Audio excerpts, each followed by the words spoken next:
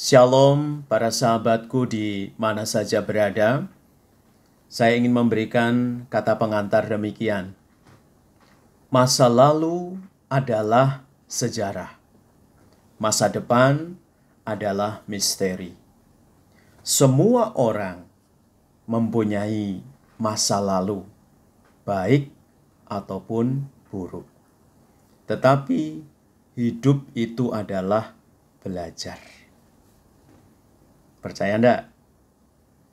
Kalau belum percaya, saya ingin membagikan kepada para sahabat kisah yang amazing.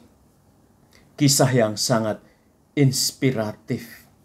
Kisah yang tidak hanya akan mengubah kita, tetapi juga akan membuat kita menjadi optimis. Dan kisah itu adalah kisahnya Sakeus. Oh Sakeus, orang pendek. Pasti ingat ya kisahnya Sakeus. Dan kisah Sakeus ini ditulis dalam Injil Lukas bab 19 ayat 1 sampai 10. Ditulis dalam Injil Lukas bab 19 ayat 1 sampai 10. Dan saya mau memberi judul kisahnya Sakeus ini demikian. The Big God Story about Past, Present, and Future. Kisah besarnya Tuhan tentang masa lalu, masa sekarang, dan masa yang akan datang. Maka saya akan membagikan refleksi ini dalam beberapa seri.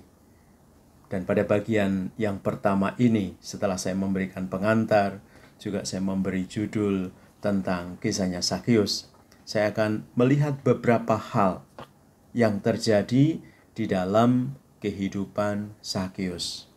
Maka yang pertama yang kita perhatikan dalam kehidupan atau kisahnya Sakeus adalah ada aspek keterbukaan. Jadi kalau misalnya kita mau berubah,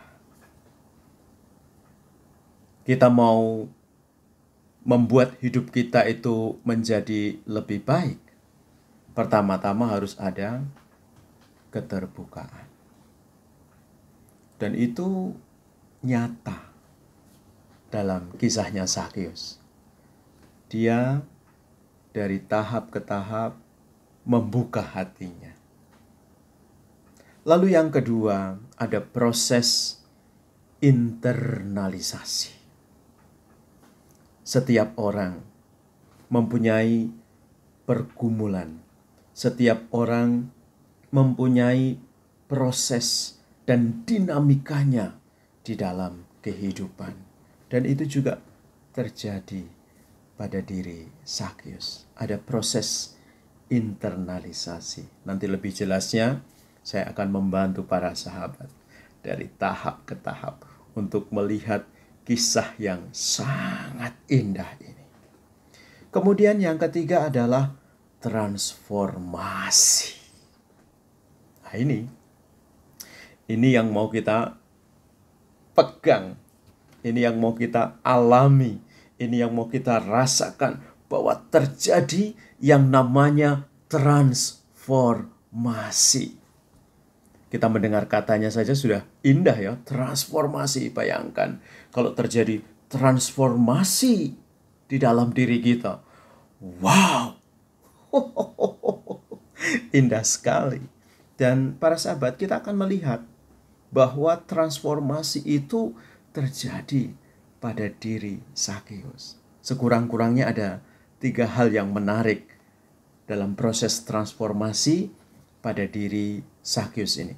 Yang pertama adalah di sana kita akan melihat transformasi yang terjadi pada diri Sakeus adalah dia berjumpa.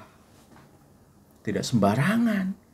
Dia berjumpa dengan pribadi yang tidak hanya terkenal, tetapi pribadi yang benar-benar memberikan harapan, pribadi yang mengagumkan, pribadi yang benar-benar bisa mengubah setiap orang ketika mata dia memandang mata kita. Maka perjumpaan Zakheus dengan pribadi itu, saya sebut saja supaya tidak penasaran, pribadi itu adalah Yesus. Jadi ada proses transformasi. Yang pertama adalah karena Zakheus berjumpa. Lalu yang kedua, dia disembuhkan. Dalam hal ini, dia disembuhkan dengan masa lalunya. Karena memang pribadi yang dia lihat, pribadi yang berjumpa dengan dia adalah healer. Dia adalah penyembuh.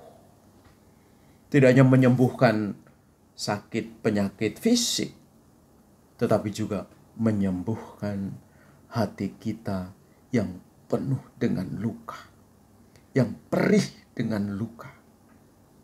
Dia bisa menyembuhkan.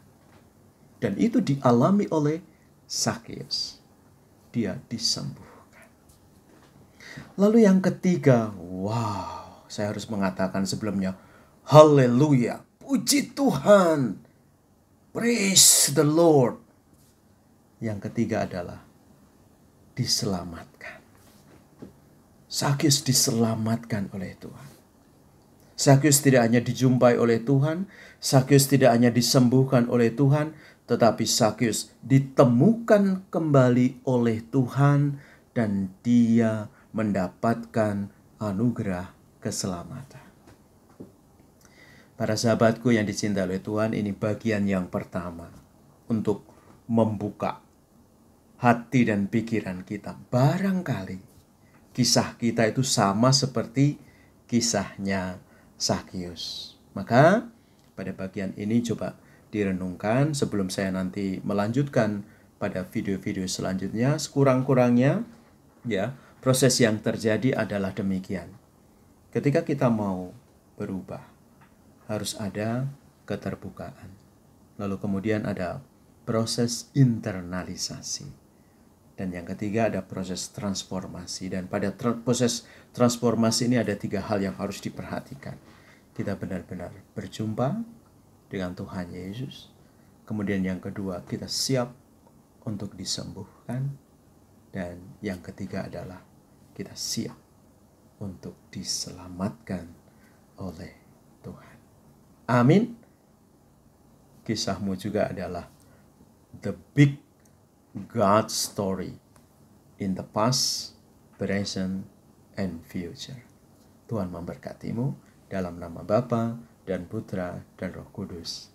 Amin.